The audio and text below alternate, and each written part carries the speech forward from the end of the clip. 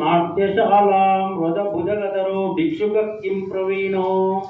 ಗಾನಲೋಲ ಅಂತಂದ್ರು ಬಾಗಿಲು ತೆಗಿಲಿಲ್ಲ ಅಂತಂದ್ರೆ ಗಾನಲೋಲ ಅಂತ ಗಣಪತಿ ಕರೀತಾರೆ. ಯಾಕೆ ಕರೀತಾರೆ ಅಂದ್ರೆ ಗಣಪತಿ ಗಂಧರ್ವರ ಕುಲದೇವತೆ. ಆ ಗಂಧರ್ವರ ಕುಲದೇವತೆಯಾದ ಮಹಾಗಣಪತಿಯನ್ನ ಸಂತೋಷಪಡಿಸುವುದಕ್ಕಾಗಿ ಗಂಧರ್ವರಾದಂತಹ ಹಾಹಾ ಹೂಹು ಅಂತಕ್ಕಂತಹ 2 ಜನ ಗಂಧರ್ವರು ಒಂದು ವಿಶಿಷ್ಟವಾದ ರಾಗ ಸಂಯೋಜನೆಯನ್ನ ಮಾಡಿ ಗಣಪತಿಯ ಎದುರಿಗೆ ಪ್ರಸ್ತುತಪಡಿಸ್ತಾರೆ. ಆ ಒಂದು ಹಾಡನ್ನ ಕೇಳಿ ಗಣಪತಿ ಮೈ ಮರೆತು ಸಂತೋಷಪಟ್ಟು ಆ ಗಂಧರ್ವರಿಗೆ ವರವನ್ನು ಕೊಡ್ತಾನೆ. ಹಾಗಾಗಿ ಅವನಿಗೆ ಗಾನಲೋಲ, ಗಾನದಿಂದ ಸಂತುಷ್ಟಿಯನ್ನು ಹೊಂದುವವನು ಅಂತ ಹೇಳಿ ಕರೀತಾರೆ. ಈಗ ಗಾನಲೋಲ ಅಂದ್ರೂ ಕೂಡ ಬಾಗಿಲು ತೆಗಿಲಿಲ್ಲ ಅಂದ್ರೆ ನಾಟ್ಯಜ್ಞ ಅಂತಕ್ಕಂಥವ್ನು ಬಂದಿದ್ದಾನೆ ಅಂತ ಹೇಳಿ.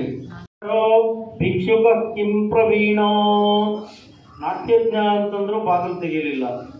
ನಾಟ್ಯಜ್ಞ ಅಂದ್ರೆ ನಟರಾಜನ ಮಗನಾದ ಮಹಾಗಣಪತಿ ತನ್ನ ನಾಟ್ಯವನ್ನ ಕಲ್ಪವೃಕ್ಷದ ಕೆಳಗೆ ಪ್ರಸ್ತುತಪಡಿಸ್ತಾನೆ.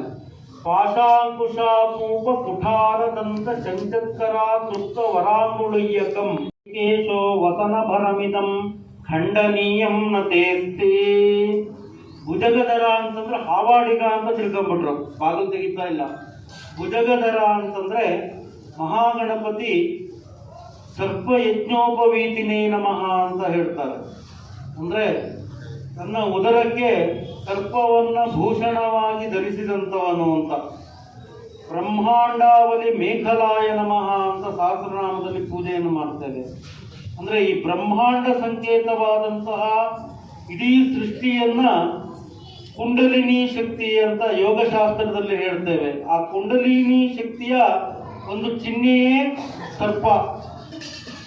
ಹಾಗಾಗಿ ಭುಜಗ ಅಂತ ಸರ್ಪಕ್ಕೆ ಇನ್ನೊಂದು ಹೆಸರು.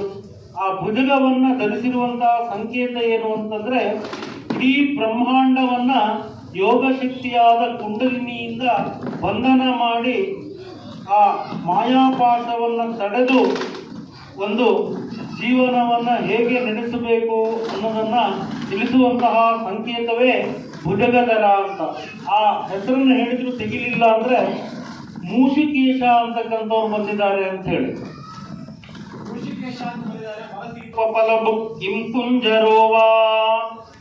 ಮೂಷಿಕೇಶ ಅಂತಂದ್ರು ಬಾಗಿಲು ತೆಗಿತಾ ಇಲ್ಲ. ಮೂಷಿಕೇಶ ಅಂತಂದ್ರೆ ಮೂಷಕ ವಾಹನನಾದಂತಹ ಮಹಾಗಣಪತಿಗೆ ಮೂಷಿಕೇಶ ಅಂತ ಹೆಸರು. ಈ ಮೂಷಕನ ಒಂದು ಚಿಹ್ನೆ ಏನು ಅಂತಂದ್ರೆ ಸರ್ವಭೂತೇಶು ಗೂಢಾಂತಸ್ಥಃ ಅಂತ ಶಾಸ್ತ್ರ ಹೇಳುತ್ತೆ. ಎಲ್ಲ ಜೀವಿಗಳಲ್ಲಿ ಇಂದ್ರಿಯಗಳು ಅಂತಕ್ಕಂಥದ್ದು ಗೂಢವಾಗಿ ದೇಹದ ಒಳಗೆ ಇರ್ತದೆ. ಆ ಇಂದ್ರಿಯಗಳನ್ನ ಹತೋಟಿಯಲ್ಲಿ ಇಟ್ಟಾಗ ಮಾತ್ರ ಸುಖ ಜೀವನವನ್ನ ಮನುಷ್ಯ ಆಗಲಿ ಅಥವಾ ಯಾವುದೇ ಜೀವಿಗಳಾಗಲಿ ಸುಖ ಜೀವನವನ್ನು ನಡೆಸ್ತಾರೆ. ಆ ಇಂದ್ರಿಯಗಳ ಹತೋಟಿ ಇದ್ರೆ ಮಾತ್ರ ಒಂದು ವ್ಯಕ್ತಿಯ ವ್ಯಕ್ತಿತ್ವ ಗೊತ್ತಾಗ್ತದೆ.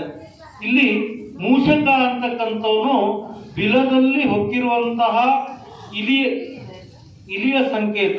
ಅದೇನು ಅಂದ್ರೆ ದೇಹದ ಒಳಗೆ ಇರ್ತಕ್ಕಂತಹ ಇಂದ್ರಿಯಗಳ ಸಂಕೇತವೇ ಮೂಷಕ. ಈ ಇಂದ್ರಿಯಗಳನ್ನ ಹತೋಟಿಯಲ್ಲಿ ಇಟ್ಟುಕೊಂಡಂತಹ ಮೂಷಕನನ್ನ ಹತೋಟಿಯಲ್ಲಿ ಇಟ್ಟುಕೊಂಡಂತವನೇ ಮಹಾಗಣಪತಿ. ಆ ಮೂಷಿಕೇಶ ಅಂತ ಹೇಳಿದ್ರು ಬಾಗಿಲು ತೆಗಿಲಿಲ್ಲ ಅಂತಂದ್ರೆ ಸಿದ್ಧ ಕಪಿತ್ತ ಪಕ್ವ ಫಲೋಕ್ತುಕ್ ಅಂತ. ಅಂದ್ರೆ ಒಳ್ಳೆಯ ಮಾಗಿದಂತಹ ಕಪಿತ್ತ ಫಲವನ್ನ, ಬೇಲದ ಹಣ್ಣನ್ನ ಇಷ್ಟಪಡುವಂತವ್ರು ಬಂದಿದ್ದಾರೆ ಅಂತ ಹೇಳಿ. ಈಗಾರು ಭಾಗವತ ಈ ತರ ನೋಡೋಣ. ಚಕ್ಷು ಖಂಡ ನಿಖರಾದ ಕಿಂ ಶೃಗಾಲೇಶ್ವರ, ಬೇಲದ ಹಣ್ಣನ್ನು ಇಷ್ಟಪಡೋರು ಬಂದಿದ್ದಾರೆ ಅಂದ್ರೂ ಭಾಗವತ ತೆಗಿಲಿಲ್ಲ. ಈ ಕಪಿತ್ತ ಪಕ್ವ ಫಲಭುಕ್ ಅಂತ ಹೇಳಿ ಯಾಕೆ ಗಣಪತಿ ಕರೀತಾರೆ ಅಂತಂದ್ರೆ, ಆಯುರ್ವೇದದ ಪ್ರಸಿದ್ಧ ಶ್ಲೋಕ ಲಂಬೋದರಂ ಶೋಕ ವಿನಾಶ ಕಾರಣಂ ಅಂತ ಹೇಳಿ ಬರ್ತದೆ. ಆ ಶ್ಲೋಕದ ತುದಿಯಲ್ಲಿ ಕಪಿತ್ತ ಜಂಬೂ ಫಲಸಾರ ಭಕ್ಷಿತಂ ಅಂತ, ಉಮಾಸುತಂ ಶೋಕ ವಿನಾಶ ಕಾರಣಂ. ಅದು ಆಯುರ್ವೇದದ ಪ್ರಾರ್ಥನಾ ಶ್ಲೋಕವಲ್ಲದೆ ಪ್ರಸಿದ್ಧ ಶ್ಲೋಕವೂ ಹೌದು. ಅದರ ಅರ್ಥ ಏನು ಅಂತಂದ್ರೆ, ಹಿಂದೆ ಮಹಾಗಣಪತಿ ನೈವೇದ್ಯ ಪ್ರಿಯನಾದಂತಹ ಗಣಪತಿ ಮೋದಕಗಳನ್ನ, ಕರ್ಜಿಕಾಯಿ, ಪಂಚಗಜ್ಜಾಯನ್ನು ಯಥೇಚ್ಛವಾಗಿ ತಿಂದಾಗ ಅವನಿಗೆ ಮಧುಮೇಹ ಉಂಟಾಗಿಬಿಡುತ್ತದೆ. ಮಧುಮೇಹ ಬಂದಾಗ ಅವನ ಶರೀರ ವಿಕಾರವಾಗಿ ಅವನಿಗೆ ವಿಕಟಾಯ ನಮಃ ಅಂತ ನಾವು ಆ ಸಹಸ್ರನಾಮದಲ್ಲಿ ಅವನ ನಾಮಪೂಜೆಯಲ್ಲಿ ಕರೀತೇವೆ. ಹೀಗೆ ಮಧುಮೇಹದಿಂದ ತನ್ನ ಶರೀರ ವಿಕೃತವಾಗಿ ಗೋಚರಿಸಿದಾಗ ತನ್ನ ಯೋಗ ದೃಷ್ಟಿಯಿಂದ ಗಣಪತಿ ಏನು ಮಾಡ್ತಾನೆ ಅಂತಂದ್ರೆ, ಕಪಿತ್ತ ಜಂಬೂ ಫಲಸಾರ ಭಕ್ಷಿತಂ ಅಂತ, ಬೇಲದ ಹಣ್ಣು ಮತ್ತು ನೇರಳೆ ಹಣ್ಣಿನಿಂದ ಆ ಒಂದು ಮಧುಮೇಹವನ್ನು ಅವನು ನಿವಾರಿಸಿಕೊಳ್ತಾನೆ. ಹಾಗಾಗಿ ಯಾರಿಗೆಲ್ಲ ಮಧುಮೇಹ ಇದೆ ಅದಕ್ಕೆ ಪ್ರಸಿದ್ಧವಾದ ಔಷಧ ಇದರಲ್ಲಿ ಆಯುರ್ವೇದದಲ್ಲಿ ಈ ಬೇಲದ ಹಣ್ಣು ಮತ್ತು ನೇರಳೆ ಹಣ್ಣು. ಇದು ಗಣಪತಿಯೇ ಸ್ವತಃ ತನ್ನ ರೋಗವನ್ನು ಅದರಿಂದ ನಿವಾರಣೆ ಮಾಡ್ತಕ್ಕಂಥಕ್ಕಾಗಿ ಅವನಿಗೆ ಉಮಾಸುತಂ ಶೋಕ ವಿನಾಶ ಕಾರಣಂ ಅಂತ ಹೇಳಿದ್ರು. ಇಷ್ಟು ಹೇಳಿದ್ರು ಭಾಗ ತೆಗಿಲಿಲ್ಲ ಅಂದ್ರೆ, ಮುಂದೆ ಕಬ್ಬಿನ ತುಂಡನ್ನ ತಿನ್ನುವುದನ್ನ ಬಹಳವಾಗಿ ಇಷ್ಟಪಡುವಂತವ್ರು ಬಂದಿದ್ದಾರೆ ಅಂತ ಹೇಳಿ. ಪತಿ ಸಮಸ್ತ ಭುವನ ಪ್ರಖ್ಯಾತ ವಿಘ್ನೇಶ್ವರೋ ಶತ್ರು ನಿಂದ್ರ ಮುಖಸ್ಯ ದೈತ್ಯಾನಿ ಮಹಾಂ ಅಂತುಂ ಗತ ಪ್ರಾಗಿತಃ. ಕಬ್ಬನ್ನ ಇಷ್ಟಪಡೋರು ಬಂದಿದ್ದಾರೆ ಅಂದ್ರೂ ಭಾಗ ತೆಗಿಲಿಲ್ಲ. ಮಹಾಗಣಪತಿಗೆ ಇಕ್ಷುಸಾಗರ ಮಧ್ಯಸ್ಥಾಯ ನಮಃ, ಇಕ್ಷುಪಾಯಸ ಭಕ್ಷಕಾಯ ನಮಃ ಅಂತೆಲ್ಲ ಸಹಸ್ರನಾಮದಲ್ಲಿ ಪೂಜೆಯನ್ನು ಮಾಡ್ತಾರೆ. ಹಾಗಾಗಿ ಅವನು ಇಕ್ಷುಸಾಗರ ಅಂದ್ರೆ ಕಬ್ಬಿನ ಹಾಲಿನ ಸಮುದ್ರದ ಮಧ್ಯದಲ್ಲಿ ವಾಸ ಮಾಡ್ತಕ್ಕಂಥವನು, ಮತ್ತೆ ಕಬ್ಬಿನ ಪಾಯಸವನ್ನು ಬಹಳವಾಗಿ ಇಷ್ಟಪಡುವಂಥವನು. ಹಾಗಾಗಿ ಅದನ್ನು ಹೇಳಿದ್ರೆ ಗಣಪತಿ ಬಂದಿದ್ದಾನೆ ಅಂತ ಬಾಗಿಲು ತೆಗಿತಾರೆ ಅಂತ ಮಾಡ್ಕೊಂಡ್ವಿ. ಆದ್ರೂ ಕೂಡ ಬಾಗಿಲು ತೆಗಿಲಿಲ್ಲ ಅಂದ್ರೆ, ಇನ್ನೊಮ್ಮೆ ಮೂರು ಲೋಕದಲ್ಲಿಯೂ ಕೂಡ ವಿಘ್ನೇಶ್ವರ ಅಂತ ಹೇಳಿ ಪ್ರಸಿದ್ಧನಾದಂಥವರು ಬಂದಿದ್ದಾರೆ ಅಂತೆ. ತವಾರ್ಧ ಚಂದ್ರೋ ಹ್ಯತರಃ ಕಿಂ ತವ ಕೇನ ವಾಕ್ಷಸೋ ಭೂತ್ ವರಿತೋ ನಯನಸ್ಯ ರಕ್ತಿಮಾತೆ ಕುತ ಏವೇತಿ ವದಾತ್ಯ ನಿಶ್ಚಯಂ ಮೇ ಹೃದಯಂ ಮಮ ಶಸ್ತ್ರಪಾತನೇನ ಕ್ಷತಂ ಅಧರೇಪ್ಯತ ಶಂಕಪೂರಣೇನ ನಯನಂ ನಿಶಿ ಜಾಗರೇಣ ರಕ್ತಂ ಮಯಿ ಕೋಪನ್ನ ಕುರುಷ್ವ ದೇವಿ ಚೇದಂ.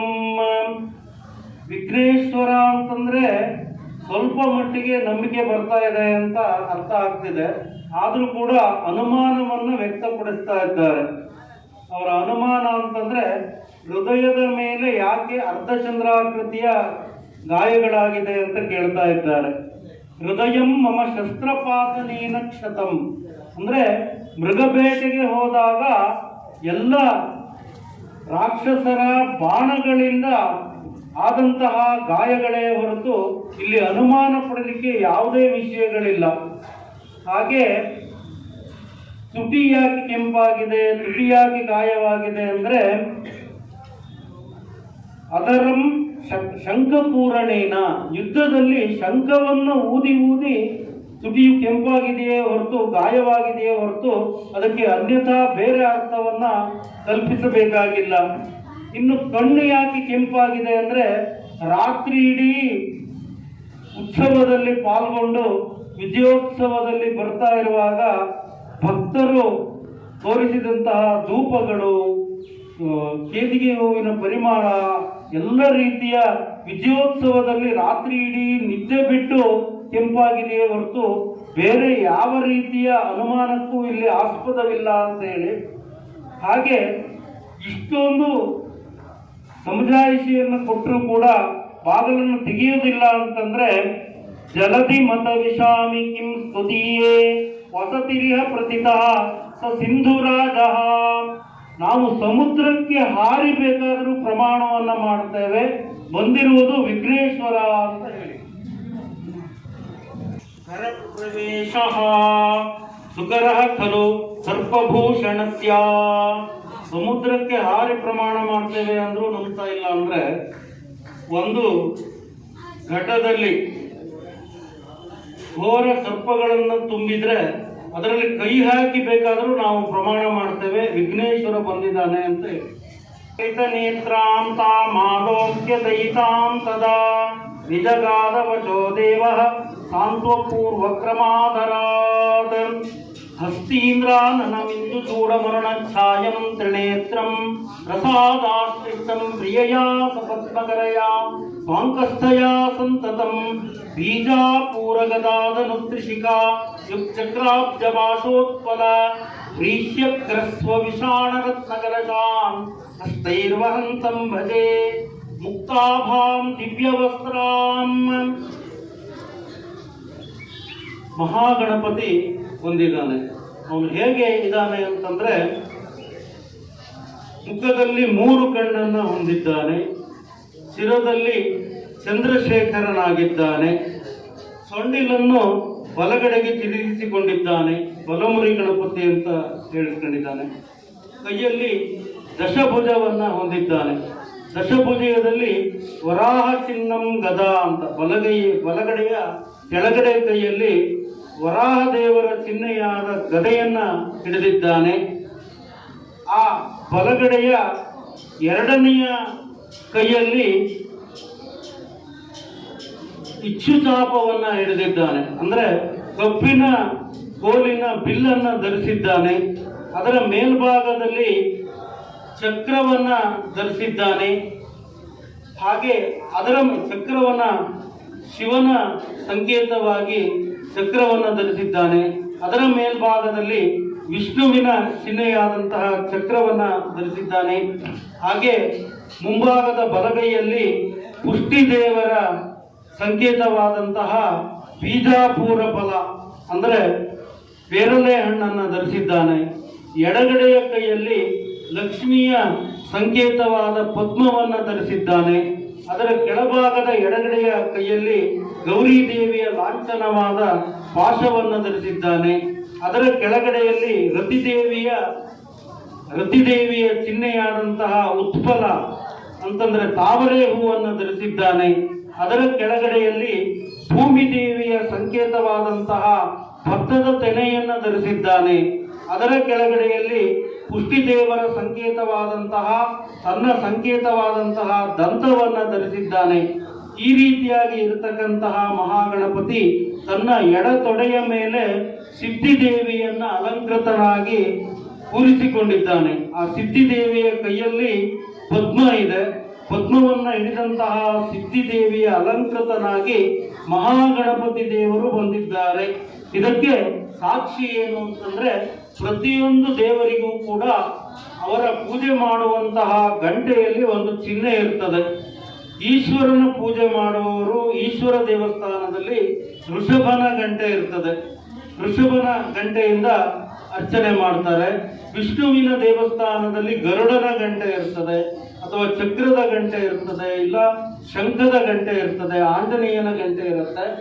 ಹಾಗೆ ದೇವಿಯ ದೇವಸ್ಥಾನದಲ್ಲಿ ಮೇಲ್ಭಾಗದಲ್ಲಿ ಕಮಲ ಗುಂಡಿನ ಚಿಹ್ನೆ ಇರ್ತಕ್ಕಂತಹ ಗಂಟೆ ಇರ್ತದೆ. ಹಾಗೆ ಮಹಾಗಣಪತಿಯನ್ನ ಪೂಜೆ ಮಾಡುವಾಗ ಮೂಷಕನ ಚಿಹ್ನೆ ಇರ್ತಕ್ಕಂತಹ ಗಂಟೆಯಿಂದ ಅವನನ್ನು ಪೂಜೆ ಮಾಡ್ತೇವೆ. ಆ ಒಂದು ಮುದ್ರೆಯನ್ನ ಕಳಿಸಿಕೊಡೋಣ. ಆವಾಗಲಾದ್ರೂ ಬಾಗಿಲು ತೆಗಿತಾರ ನೋಡೋಣ. ವಾಹನಾಯ ಗಣೇಶಸ್ಯ ಮಹಾಚಾಷಾಯ ಧೀಮತೆ ಮಧ್ಯೆ ಚ ಪಾರ್ಶ್ವದೇಶಾನಾಂ ಭ್ರಾಜಮಾನಾಯ ತೇ ನಮಃ. ಗಣವಾಹಕಾಯ ವಿದ್ಮಹೇ ಮಹಾಚಾಷಾಯ ಧೀಮಹಿ ತನ್ನೋ ಆಕು ಪ್ರಚೋದಯಾತ್.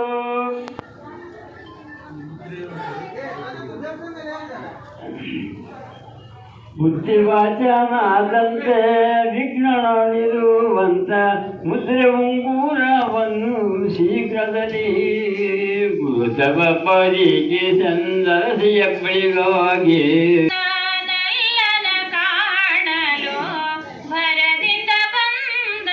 ಸಂಧಾನದ ಅಂತಿಮ ಘಟ್ಟಕ್ಕೆ ಬಂದಿದ್ದೇವೆ.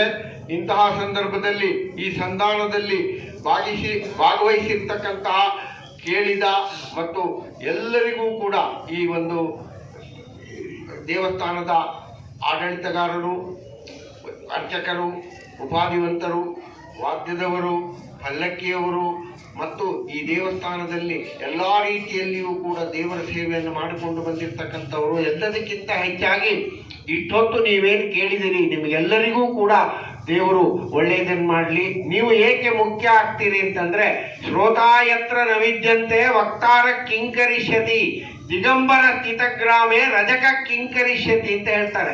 ಕೇಳುವವರೇ ಇಲ್ಲದೆ ಇದ್ರೆ ಹೇಳುವವರಿಗೆ ಏನೂ ಕೆಲಸವೇ ಇರೋದಿಲ್ಲ. ಹೇಗೆ ಒಬ್ಬ ಬರೀ ದಿಗಂಬರರೇ ಇರ್ತಕ್ಕಂತಹ ಒಂದು ಊರಿನಲ್ಲಿ ಒಬ್ಬ ಲಾಂಡ್ರಿ ಇಟ್ಟರೆ ಅದು ಹೆಂಗೆ ಪಾಪರಾಗಿ ಹೋಗ್ತದೆಯೋ ಹಾಗೆ ಕೇಳುವವರೇ ಇಲ್ಲದೆ ಇರ್ತಕ್ಕಂತಹ ಸಂದರ್ಭದಲ್ಲಿ ಹೇಳುವವರಿಗೂ ಏನೂ ಕೆಲಸ ಇರೋದಿಲ್ಲ.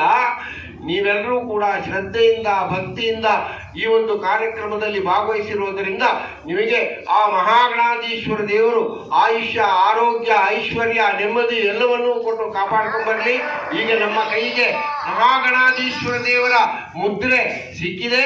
ಈಗ ನಾವು ಇಷ್ಟೊತ್ತು ಕಾಯಿಸಿದ್ದು ಕೂಡ ಮಹಾಗಣಪತಿ ದೇವರದ್ದು ಅಂತ ಮಹಾಗಣಪತಿ ದೇವರನ್ನೇ ಕಾಯಿಸಿದ್ದೇವೆ ಎನ್ನುವಂತಹ ಒಂದು ಪಾಪ ಪ್ರಜ್ಞೆ ನಮಗೆ ಕಾಡಲಿಕ್ಕೆ ಶುರುವಾಗಿದೆ.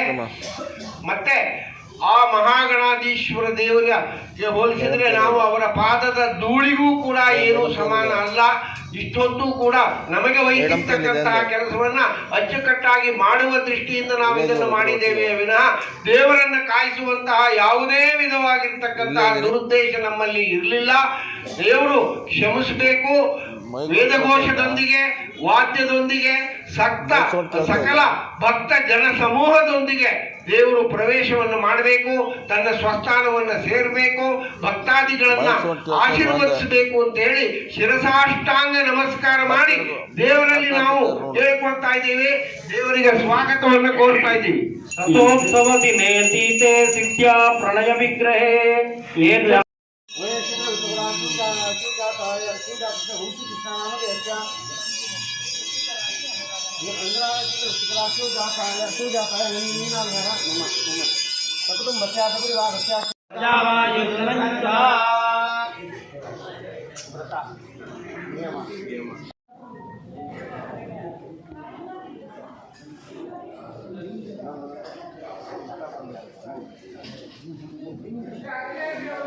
ಓಂ ತಜ್ಜಲಂ ಶಾ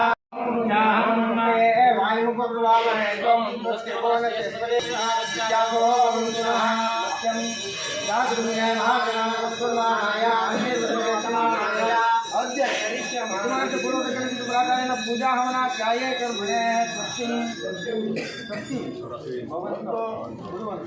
ओम आयुष्मते स्वस्ति आयुष्मते स्वस्ति आयुष्मते स्वस्ति आत्मव्ययं सत्यं मित्रं देवं मित्रदेयं नमस्तो अनहरा अनुषा मतेन्द्रा शतञ्जीवे वशदस्मियाक्यं सागुणे महाजना नमस्कुर्माणाय श्रीवदनो वेशमाणाय अध्यक्षं प्रकार पूजा होना चाहिए कर्मणे वृत्तिं भवन्तो कुर्वन्तो वृद्ध्यतां श्रिये जातश्रियामिरीयाय सागुणे महाजना नमस्कुर्माणाय श्रीवदनो वेशमाणाय अत्यक्षं गोत्रं गोत्राभिवृद्धिरस्तु ಎಲ್ಲ ಕಾರ್ಯಗಳು ಪ್ರಾರ್ಥನೆಯನ್ನು ಮಾಡಿ ಫಲವನ್ನು ಇಡೋಣ. ಹೇಗೆ ಮನೆಯಲ್ಲಿ ಪೂಜೆ ಮಾಡಬೇಕಾದ್ರೆ ಆ ಒಂದು ಶುಭ ಕಾರ್ಯ ಮಾಡಬೇಕಾದ್ರೆ ಫಲವನ್ನು ಇಟ್ಟು ಹಾಗೆ ಈ ಸಮಸ್ತ ಭಕ್ತರ ಪರವಾಗಿ ಆಡಳಿತಾಧಿಕಾರಿಗಳು ಹಾಗೂ ಕಾರ್ಯನಿರ್ವಹಣಾಧಿಕಾರಿಗಳು ವ್ಯವಸ್ಥಾಪಕರು ಎಲ್ಲ ಏನೇ ಇದು ಮಾಡೋದು ಭಕ್ತರ ಪರವಾಗಿ ನಾವು ಮಾಡುವಂಥದ್ದು. ಇವತ್ತು ಫಲ ಇಟ್ಟು ಎಲ್ಲರೂ ಭಕ್ತರ ಪರವಾಗಿ ಏನು ಬಂದು ಹೋಗುವಂಥ ಭಕ್ತರಿದ್ದಾರೆ ಅವ್ರು ಫಲ ಇತ್ತು. ಅಂಥದ್ರಲ್ಲಿ ಏನು ಅಂತಂದರೆ ಗುರು ಪ್ರಾರ್ಥನೆ ಮಾಡುವಂಥ. ಯಾಕೆಂತಂದರೆ ಆದೋ ಕರ್ಮಾಂಗ ನಿರ್ವಿಘ್ನ ಪರಿಸಮಾಪ್ತಿದ್ವ ಗುರು ಪ್ರಾರ್ಥನೆ ಗಣೇಶ ಪೂಜೆ ಅಂತ ಕರಿಸ್ತಾ ಇದ್ದೀವಿ. ಏನೇ ಕರ್ಮಾಂಗ ನಾವು ನಿರ್ವಿಘ್ನವಾಗಿ ನಿರ್ವಹಿಸಬೇಕು ಅಂತ ಜೋರ ಹೇಳ್ಬೋದು. ಜೋರ ಹೇಳ್ಬೋದು ಏನೇ ಜೋರ ಹೇಳಿದ್ರೆ ಆದೋ ಕರ್ಮಾಂಗ ನಿರ್ವಿಘ್ನೇನ ಪರಿಸಮಾಪ್ತಿದ್ವಾರ ಗುರು ಪ್ರಾರ್ಥನ ಗಣೇಶ ಪೂಜೆ ಅಂತ ಕರೀತೀವಿ ಅಂತಿದೆ. ಅಂದರೆ ಒಂದು ಕಾರ್ಯಕ್ರಮ ನಿರ್ವಿಘ್ನವಾಗಿ ಆಗಬೇಕು ಅಂತಂದರೆ ಗುರುಗಳ ಪ್ರಾರ್ಥನೆ ಮಾಡಬೇಕು. ನನ್ನ ಬೇರೆ ಕರ್ಮಾಂಗ ಮಾಡೋದು ಗುರುಗಳ ಇರಬೇಕು. ಮದುವೆಗೆ ಗುರುಗಳ ನೋಡ್ತೀವಿ, ಉಪನಯನಕ್ಕೂ ಗುರುಗಳ ನೋಡ್ತೀವಿ. ಬಟ್ ಇವತ್ತು ಇಷ್ಟು ಜನರು ಒಬ್ಬರಿಗಿದ್ರೆ ಒಬ್ಬರಿಗೆ ಇರೋದಿಲ್ಲ. ಆದರೆ ಒಂದು ಗುರುವಿನ ಹೆಸರಿನಲ್ಲಿ ಒಂದು ಸಾಗರದ ಶ್ರೀಧರ ಸ್ವಾಮಿಗಳು ಅಂತಿದ್ದಾರೆ. ಸರ್ವ ಧರ್ಮದ ಗುರುಗಳು ಯಾವುದೇ ಸಮಾಜದವರಾದರೂ ನಟರಾದ ಏಕೈಕ ಗುರುಗಳು ಅಂದರೆ ನಮ್ಮ ಶ್ರೀಧರ ಸ್ವಾಮಿಗಳು. ಅವರನ್ನು ಸ್ಮರಣೆ ಮಾಡಿಕೊಂಡು ನಾವು ಒಂದು ಹೂವನ್ನು ಏರಿಸ್ಬಿಟ್ರೆ ನಮಗೆ ಕರ್ಮಾಂಗ ಮುಗಿಯೋ ತನಕ ಒಂದು ಬೆಳವಣಿಗೆ ಗುರುಗಳು ಕೊಡ್ತಾರೆ. ಮೊದಲು ಮಾಡಿ ಗಣಪತಿ ಪೂಜೆ, ಸಕಲ ವಿಘ್ನಕರ್ತ ಯಾರು, ಜೀವನದ ವಿಘ್ನ ಯಾರು, ಗಣಪತಿ ವಿಘ್ನ ನಿವಾರಕ ಯಾರು, ವಿಘ್ನ ತೆಗೆಯೋನು ಯಾರು, ಅದಕ್ಕೋಸ್ಕರ ಅದಕ್ಕೆ ನಾವು ಹೇಳಿದ್ದಾರೆ ಆದಿ ಪೂಜೆಯೋ ಗಣಾಧಿಪ ಅಂತ. ಬೇರೆ ಶಾಸ್ತ್ರದಲ್ಲಿ ಒಂಥರ ಫೌಂಡೇಶನ್ ಇದ್ದಂಗೆ ನಾವು ಒಂದು 10 ಫ್ಲೋರ್ ಮನೆ ಕಟ್ಟಬೇಕು ಅಂತಂದರೆ ಫೌಂಡೇಶನ್ ಗಟ್ಟಿ ಇರಬೇಕು. ಫೌಂಡೇಶನ್ನೇ ಗಟ್ಟಿ ಇಲ್ಲ ಅಂತಂದರೆ ಮನೆ ಕಟ್ಟೋದಿಲ್ಲ. ಇದು ವಿಘ್ನವನ್ನು ತಕ್ಕಂದರೆ ಒಂದು ಏನೇ ನಾವು ಮಾಡಿದ್ರು ಬರೋದಿಲ್ಲ ಅಂತ. ಅದಕ್ಕೋಸ್ಕರ ಏನಂತಂದರೆ ಗಣಪತಿ ಪೂಜೆಯನ್ನು ಮಾಡಿರೋದು. ಅದಕ್ಕೆ ಹಾಡನ್ನು ಹೇಳ್ತಾರೆ, ಒಂದು ನಿನಗೆ ಗಣನಾಥ ಮೊದಲು ಒಂದು ನಿನಗೆ, ಅಂದರೆ ಮೊದಲು ನಿನಗೆ ಒಂದಿಸ್ಬಿಡ್ತೀನಿ, ಮುಂದೆ ನಾನು ಏನು ಬೇಕಾದ್ರೂ ಮಾಡ್ಕೊಂಡು ಹೋಗ್ತೀನಿ, ಮೊದಲು ನಿನಗೆ ಅಂತ ವಿಘ್ನವನ್ನು ತಗೊಂಡಿದ್ದೀನಿ ಅಂತ ಸ್ವಸ್ತಿ ನೇಹ ವಾಚನ ಅಂತ ಮಾಡಬೇಕು. ಯಾಕೆ ಅಂತಂದರೆ ಹೋಮ ಅಂತ ಬಂದಾಗ ಈಗೆಲ್ಲ ಹೊರಗಿಂದ ಬಂದಿದ್ದೀವಿ. ಕಪ್ಪಲೆ ಹಕ್ಕೇಚ ಯಮುನೇಚ ಇವ ಗೋದಾವರಿ ಸರಸ್ವತಿ ನರ್ಮದೇ ಕಂದುಕಾಗಲ್ಲ. ಆ 7 ನದಿಯ ಬಗ್ಗೆಯೂ ಒಂದು ಶ್ಲೋಕವನ್ನು ಕೊಟ್ಟಿದ್ದಾರೆ. ನಾವೇನು ವರ್ಣನ ಆಹ್ವಾನ ನೀರಿಗೆ ವರ್ಣನ ಆಹ್ವಾನೆಯನ್ನು ಮಾಡಿಕೊಂಡು ಸಪ್ತನದಿಯ ನೀರನ್ನು ಆಹ್ವಾನೆಯನ್ನು ಮಾಡೋದು. ಅದಕ್ಕೆ ಪೂಜೆ ಅಭಿಮಂತ್ರಿಗಳನ್ನು ಮಾಡಿ ಪೂಜೆಯನ್ನು ಮಾಡೋದು. ಆಮೇಲೆ ನಮ್ಮ ಗೋಮೂತ್ರ ಗೋಮೂತ್ರ ದಲಿತಕ್ಕೆ ಕುಶೋದಕಂ ಪಂಚಗವ್ಯ ಇದಂ ಪ್ರೋಕ್ತಂ ಸ್ಥಾನಶುದ್ಧಿ ಕೊಡೋದು ಏನು ಹೇಳಿದ್ದಾರೆ. ಗೋಮೂತ್ರ, ಸೆಗಣಿ, ಹಾಲು, ಮೊಸರು, ಆಮೇಲೆ ಕುಶೋದಕ ಅಂದರೆ ದರ್ಬೆಯಲ್ಲಿ ನೀರನ್ನು ಹಾಕುವಂಥದ್ದು. ಅದನ್ನು ಪೂಜೆಯನ್ನು ಮಾಡಿ ಅಭಿಮಂತ್ರಣೆ ಮಾಡಿ ಅದನ್ನು ನಾವು ಸ್ವೀಕಾರ ಮಾಡಿದಾಗ ನಾವು ಶುದ್ಧರಾಗ್ತೀವಿ. ಸ್ಥಾನಶುದ್ಧಿ ಆತ್ಮಶುದ್ಧಿ ಎರಡೂ ಆಗುತ್ತೆ. ಮಾರ್ಜನ ಅಂದರೆ ಹೊರಗಡೆ ಆಗುತ್ತೆ. ಪ್ರಾಶನ ಅಂತಂದ್ರೆ ಕುಡಿದಾಗ, ಪ್ರಾಶನ ಅಂದರೆ ಕುಡಿಯೋದು, ಮಾರ್ಗದಿಂದ ಹೊರಗಡೆ. ಅವಾಗ ಏನಾಗುತ್ತೆ ನಾವು ಶುದ್ಧರಾಗಬೇಕು. ಪಂಚಭೂತಗಳು ನಮ್ಮ ದೇಹದಲ್ಲಿ ಪಂಚಭೂತಗಳಿದೆ, ಅದು ಒಪ್ಪಲೇಬೇಕು. ಜ್ವರ ಬಂದು 130 ಡಿಗ್ರಿ ಹೊರಲೇಬೇಕು. ಮುಸ್ಲಿಮ್ಗೆ ಗಾಳಿ ನೀರಿಂದ ಹೋದರೆ ನಾವು ಬರೋದು ಸಾಧ್ಯನೇ ಇಲ್ಲ. ಅದೇನೋ ಒಂದು ಚೂರು ನಾವು ಬಿದ್ದರೆ ಏನಾಗುತ್ತೆ, ಗಾಯ ನೀರು. ಅದಕ್ಕೆ ಅಗ್ನಿ ತತ್ವ ಇದೆ, ವಾಯು ತತ್ವ ಇದೆ, ಜಲ ತತ್ವ ಇದೆ. ಮನುಷ್ಯ ಒಂದರಿ ಭೂಮಿ ನಿಲ್ಲಕ್ಕಾಗಲ್ವಾ? ಒಂದು ಭೂಮಿ ಕೆಲಸ ಮಾಡೇ ನಿಂತ್ಕೊಂಡು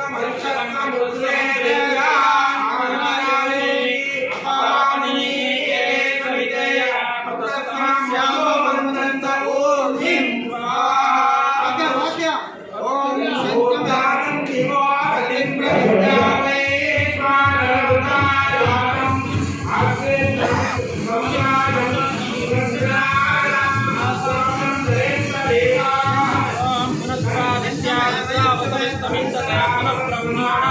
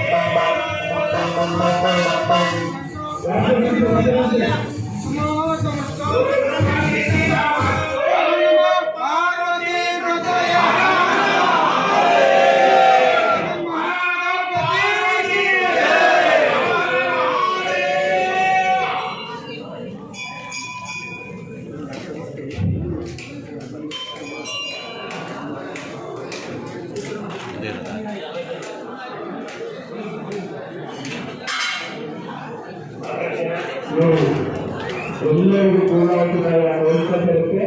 ಇದು ಹೊರಗಡೆ ಅಡುಗೆ ಮಾಡಿದ್ರೆ ಎಲ್ಲರೂ ಪೂರ್ಣವಾಗಿದ್ದಾರೆ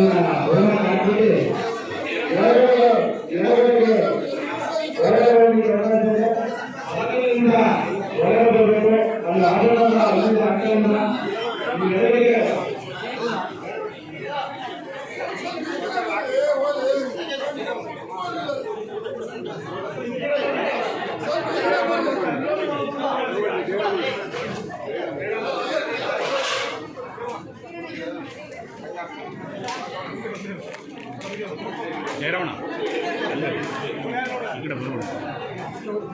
ಓಂ ಸಂವತ್ಸರಾಯ ದೇವತಾವಸಾನೆ ಗೋರಿ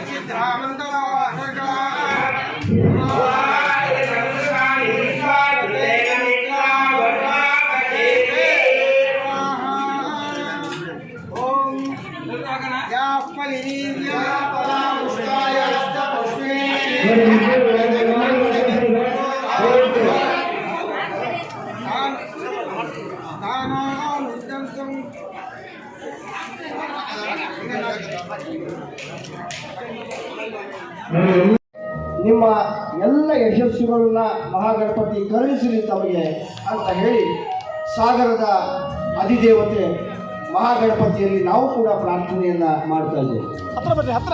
ಹತ್ರ ಬನ್ನಿ ಎಲ್ಲರೂ ಎಲ್ಲ ಹತ್ರ ಬನ್ನಿ. ಅಲ್ಲಿ ಹಿಂದ್ಗಡೆ ಇದ್ದರು ಮುಂದೆ ಬರ್ರ ಮರ. ಮಾನ್ಯ ಶಾಸಕರು ಅವರನ್ನ ಗೌರವಿಸ್ತಾ ಇದ್ದಾರೆ.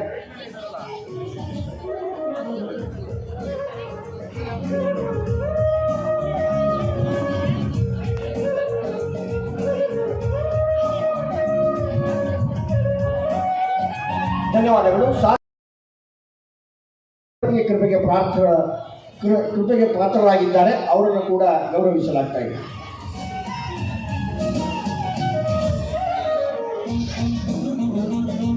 ಹಾಗೆಯೇ ಈ ನಡೆಸಿದ್ದಾರೆ, ಅವರನ್ನು ಕೂಡ ಗೌರವಿಸಲಾಗ್ತಾ ಇದೆ.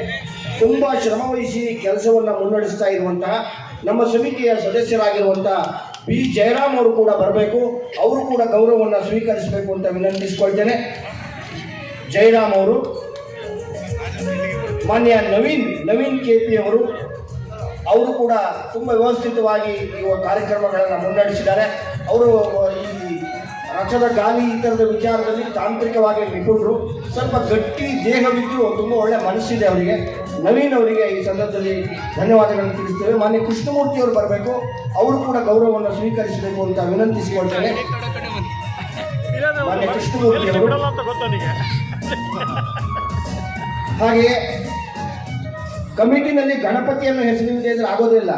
ಮೊನ್ನೆ ಗಣಪತಿ KR ಅವರು ಸದಸ್ಯರು, ಅವರು ಕೂಡ ಈ ಗಣಪತಿ ದೇವಸ್ಥಾನದ ಪರಮ ಭಕ್ತರು, ಪ್ರತಿದಿನವೂ ದೇವಾಲಯಕ್ಕೆ ಬಂದು ಪೂಜೆಯನ್ನು ಸಲ್ಲಿಸಿ ಹೋಗ್ತಾರೆ. ಮಾನ್ಯ ಗಣಪತಿಯವರು ಗೌರವವನ್ನು ಸ್ವೀಕರಿಸಬೇಕು ಅಂತ ವಿನಂತಿಸಿಕೊಳ್ತೇನೆ.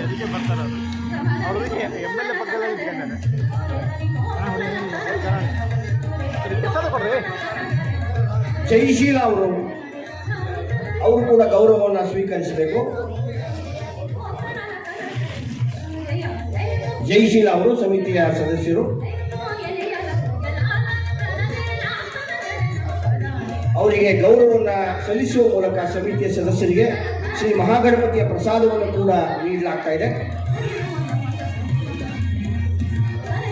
ಶಿವಮೊಗ್ಗ ಜಿಲ್ಲೆಯ ಧಾರ್ಮಿಕ ಪರಿಷತ್ತಿನ ಸದಸ್ಯರು, ಮಾರಿಕಾಂಬಾ ಸಮಿತಿಯ ನಿರ್ದೇಶಕರಾಗಿ ಮುನ್ನಡೆಸ್ತಾ ಇರುವಂಥ ಮಾನ್ಯ ದಿನೇಶ್ ಅವರು ಬರಬೇಕು.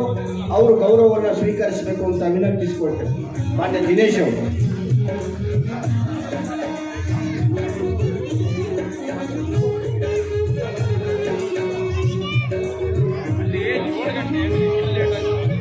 ಹಾಗೆಯೇ ಈ ಒಂದು ಸಮಿತಿಯ ರಥೋತ್ಸವ ಸಮಿತಿಯ ಸಂಚಾಲಕರಾದಂತಹ ಸಹಸಂಚಾಲಕರಾದ ಸಮಿತಿಯ ಸಹಸಂಚಾಲಕ ಮಲ್ಲೇಶಪ್ಪ ಈಶ್ವರ್ ಇವರು ಬರಬೇಕು. ದಯಮಾಡಿ ಗೌರವವನ್ನು ಸ್ವೀಕರಿಸಬೇಕು. ರಥ ಕಟ್ಟುವಲ್ಲಿ ಈ ಶ್ರಮಜೀವಿಗಳ ಪಾತ್ರ ಬಹಳ ಮುಖ್ಯ ಇರ್ತದೆ. ಅವರಿಗೆ ನಾವು ಚಪ್ಪಾಳೆಯನ್ನು ತಟ್ಟಿ ಒಂದು ಕೃತಜ್ಞತೆಯನ್ನು ಸಲ್ಲಿಸೋಣ. ಮಾನ್ಯ BH ಲಿಂಗರಾಜ್ ಅವರು ಅನ್ನ ಸಂತರ್ಪಣೆ ಸಮಿತಿ ಅವರು ಕೂಡ ಬರಬೇಕು ಅಂತ ವಿನಂತಿಸಿಕೊಳ್ತೇನೆ. ಪೂಜಾ ಸಮಿತಿಯಿಂದ ಮುನ್ನಡೆಸಿದಂತಹ ಅರವಿಂದ್ ರಾಯ್ಕರ್ ಇವರು ಕೂಡ ಬರಬೇಕು. ಅವರು ಗೌರವವನ್ನು ಸ್ವೀಕರಿಸಬೇಕು.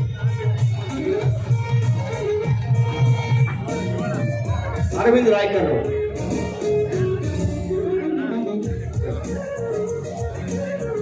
ತುಂಬಾ ಮುಖ್ಯವಾಗಿ ಸರ್, ಮಾನ್ಯ ಶಾಸಕರೇ, ಕಡಿಮೆ ಹಣ ಕೊಟ್ಟರು ಬಹಳ ವ್ಯವಸ್ಥಿತವಾಗಿ ಸಾಂಸ್ಕೃತಿಕ ಸಮಿತಿಯನ್ನು ಮುನ್ನಡೆಸಿದವರು ನಮ್ಮ ಶಿವಣ್ಣ ಮತ್ತು VT ಸ್ವಾಮಿ.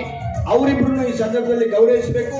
ಮುಂದಿನ ಬಾರಿ ಅತಿ ಹೆಚ್ಚಿನ ಹಣವನ್ನು ನಾನು ತಂದು ಕೊಡ್ತೇನೆ ಅಂತ ಹೇಳಿದ್ದಾರೆ ಶಾಸಕರು. ಅವ್ರಿಗೂ ಕೂಡ ನಾವು ಧನ್ಯವಾದ ತಿಳಿಸ್ತೇವೆ. ಮಾನ್ಯ VT ಸ್ವಾಮಿ ಅವರು ಕೂಡ ಬರಬೇಕು.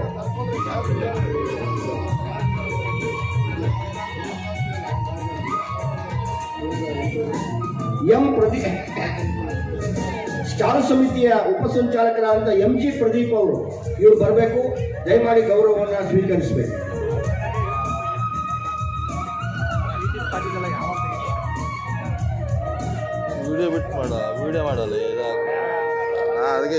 ಹಾಗೆಯೇ ಸುದ್ದಿ ಸಹ್ಯಾದ್ರಿಯ ನೇರ ಪ್ರಸಾರ ಮಾಡಿದಂತಹ ಮುಖ್ಯಸ್ಥರು ಬಂದು ಗೌರವವನ್ನು ಸ್ವೀಕರಿಸಬೇಕು ಅಂತ ವಿನಂತಿಸಿದರು. ಮಾನ್ಯ ರಾಘವೇಂದ್ರ ಅವರು.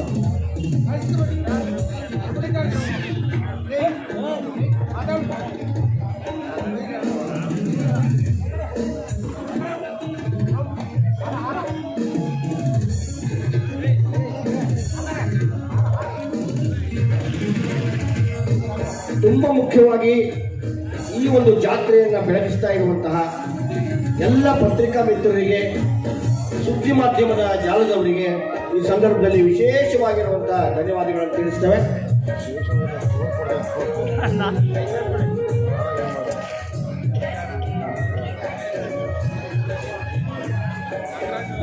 ತುಂಬಾ ಮುಖ್ಯವಾಗಿ ನಾವು ಗಮನಿಸಬೇಕಾದ್ದು, ಇಲ್ಲಿಯ ಸಾಂಪ್ರದಾಯಿಕ ಆಚರಣೆ ಮತ್ತು ಆರಾಧನೆಗಳನ್ನು ಬಹಳ ವ್ಯವಸ್ಥಿತವಾಗಿ ಕಟ್ಟಿಕೊಡ್ತಾ ಇರುವಂತಹ ಈ ದೇವಾಲಯದ ತಾಂತ್ರಿಕರು, ಅರ್ಚಕರು, ಉಪಾಧಿವಂತರು, ಈ ಒಂದು ದೇವಾಲಯವನ್ನು ಮುನ್ನಡೆಸ್ತಾ ಇರುವಂತಹ ಗುಮಾಸ್ತರು, ಪ್ರತಿದಿನವೂ ಸ್ವಚ್ಛವಾಗಿಡುವಂತಹ ಎಲ್ಲ ಶ್ರಮಜೀವಿಗಳು, ಇವರೆಲ್ಲರಿಗೂ ಕೂಡ ನಾವು ಈ ಸಂದರ್ಭದಲ್ಲಿ ಈ ವೇದಿಕೆಯ ಪರವಾಗಿ ನಾವು 100 ನಮಸ್ಕಾರಗಳನ್ನು ತಿಳಿಸ್ತೇವೆ.